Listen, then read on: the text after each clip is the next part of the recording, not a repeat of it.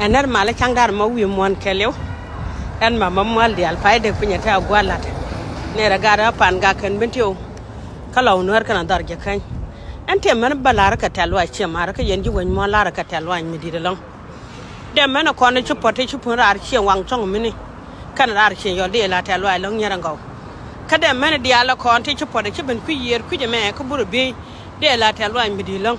ka de man ko ne pot ke wo ko kwara nga chong mi de la talwa ni long man da bare barado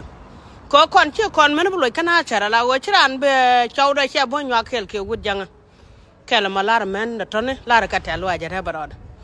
ko wen mi cha gad ko cha kan nak tin ka cha ye ju chin ki de ko ku ma dan ko chawdu le la nak ke ko gad ko la nak ke ko do la nak ala wo bialo mong ni yene je mi chara kana mo che ye la talwa jara barado ko cha ye nywa kel ka jang ni de gor kan go gaw yene ne nyara ngaw men kan wana chara ngo che la talwa jene ra barado dor man were ngo che la talwa jene ra cha ga mi chara kana mene ka yen men gaw de te yo brante kan ma gwa che mara gwa ne jen ko waji nywa ka jang akel mo gwa long yen nya mara ko ndi ala kan wana chara che la talwa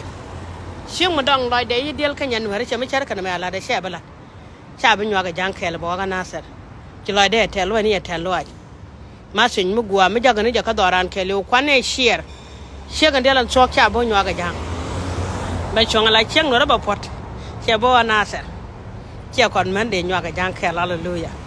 che mar we nwere ngode mu gula gwalon ete man la ar kanen go me jega chala de che da support e ko doran ta kel ke ja kamera de na bala de ga ke chala na madan mi sharaka ta men go kon nwere gor kon don